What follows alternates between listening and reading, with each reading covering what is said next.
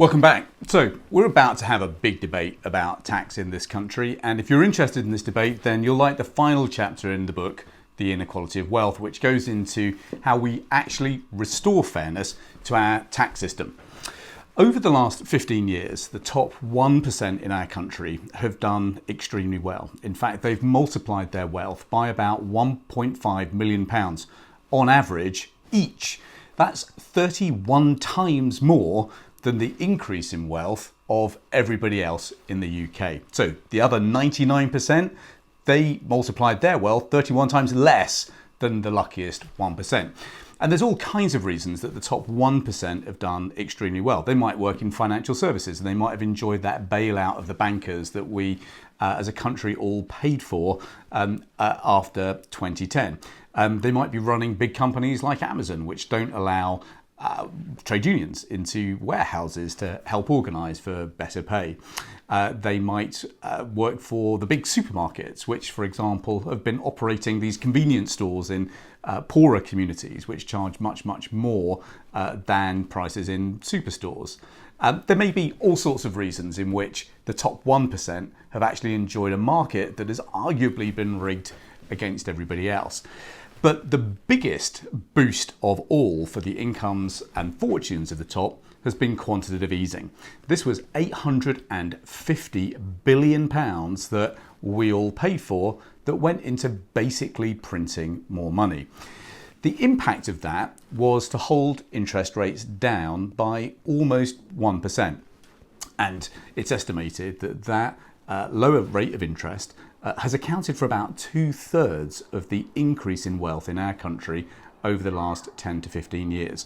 So there are no doubt lots of brilliant entrepreneurs who invented new ideas, got on and got stuff done and made fortunes for themselves. But the reality is most of the big increase in wealth in our country over the last 15 years was because of that huge subsidy that we put into the monetary system, £850 billion printing more banknotes. Now, here's the thing. That subsidy has radically changed our economy, and it's changed the fortunes of those who enjoy their income in the form of investment income. So, since 2000, the wealth of our country has basically tripled. And over that time, investment income, so that's income from your investments, has doubled from £40 billion to £80 billion. Now, this won't amaze you, but 60% of that money goes to the richest 10% of people in the country. And of course, they pay a lower rate of tax on that investment income than everybody else. I would love you to read the book, The Inequality of Wealth, but if you only had time to read one page, I'd love you to read Rishi Sunak's tax return. Good on him that he published that tax return when he was the Prime Minister. It's only one page long, and it shows an income of round about £2 million. It shows a tax rate of somewhere between 21 and 23%. That's much, much lower than somebody paying top rate tax who gets their money in the form of wages in a pay packet at the end of each month. I don't think this is fair. I think that we should be restoring fairness to our tax system and taking account of the fact that the way people get their money today is very, very different to the way it was when I was growing up. So there are lots of ideas that are knocking around for how you restore fairness to the tax system. And in the book, we go through all of them. In the next video, we're going to look at perhaps the biggest idea, which is the idea of a net wealth tax. That would be about a 1 to 2% tax on the 22,000 fortunes in our country worth over £10 million. And in the next video, I'm going to take you through the justification for that, the rationale for that, but also some of the issues that get in the way. But here's the thing. Even if you don't think that a net wealth tax is a good idea, there are 4 other things that we could do right now which would restore fairness to the tax system. The first step, this is going to sound ridiculous, but is to actually hire more tax inspectors. For every £1 that we spend on tax inspectors, you bring in about £125 in tax. How does that happen? Because right now, lots of people are not paying the tax, which they should be. Every year the government reports on something called the tax gap. That's the gap between the theoretical amount of tax that should be coming in and the actual pound notes that come through the door. Last year the tax gap hit a record amount, about £46 billion. That means there's £46 billion out there which is owed but which hasn't been collected. Now, under the last government, we were spending far more on tackling DWP fraud, which is important, but we were spending more on tackling DWP fraud than we were spending on tackling tax fraud. The government has made some moves towards fixing this. They hired about 400 new tax inspectors last year, and lo and behold, they brought in about £1.5 billion in unpaid taxes. So the first step is actually the easiest step. Make sure that people are actually paying their fair share. The second step is that we could be cracking down on the accountants who are introducing all of these tax avoidance rules. So back in 2013, there were some changes that were made to introduce something called the general anti-avoidance rules, and they did make a big difference. But the problem is that everybody keeps kind of moving the goalposts, and so if we would actually change the law so that you were taking aim at the intent rather than the particular form of the tax avoidance rule that was in fashion that year, we could be cracking down on these tax avoidance schemes a lot faster.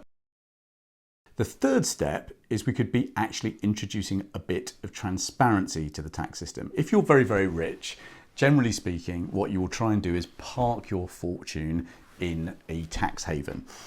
In fact, I think about somewhere between 400 and 500 billion pounds, it's been estimated, is now parked by UK residents in tax avoidance, overseas in tax havens.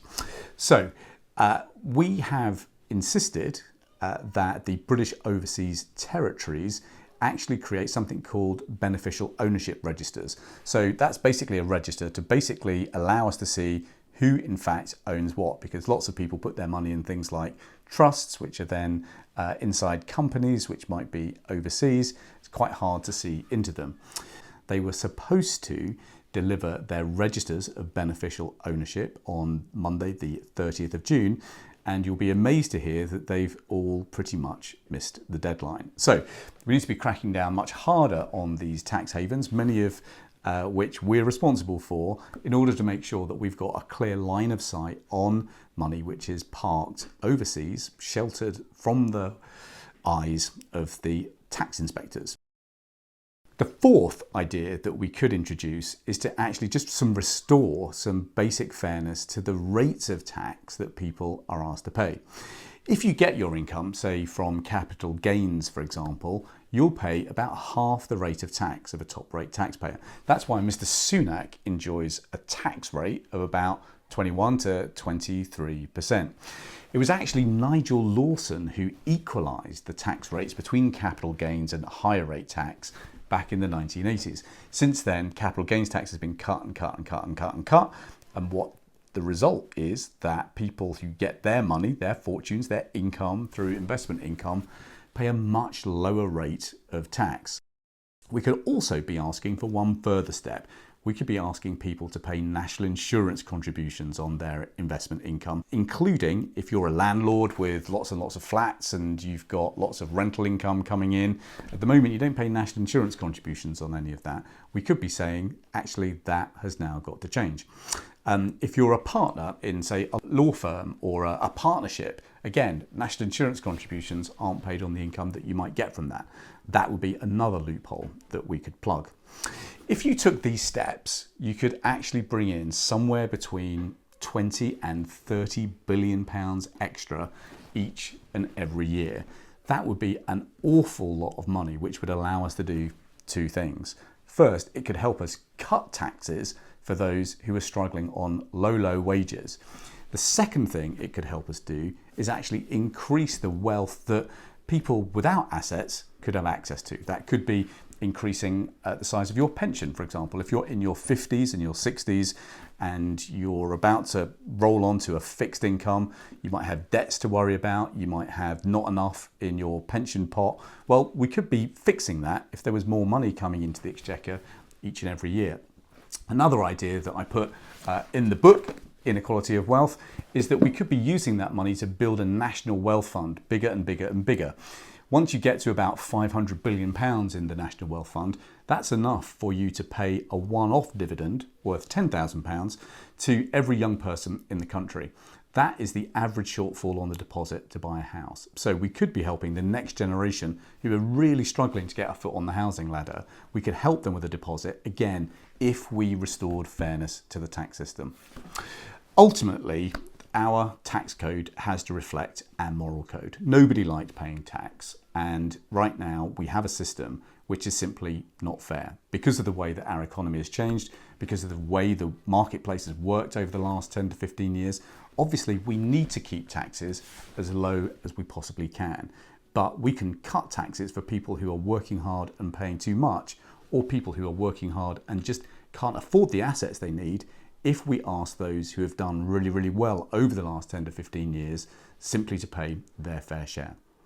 If you've enjoyed this video, please make sure that you subscribe. I would love your opinion on what you've made of the arguments in this video, so please just leave your comments downstairs. And of course, if you're interested in some of the details, then do get yourself a copy of the book, The Inequality of Wealth, which is available at the www.inequalityofwealth.co.uk or wherever you buy your books. Thanks very much. I'll see you in the next video.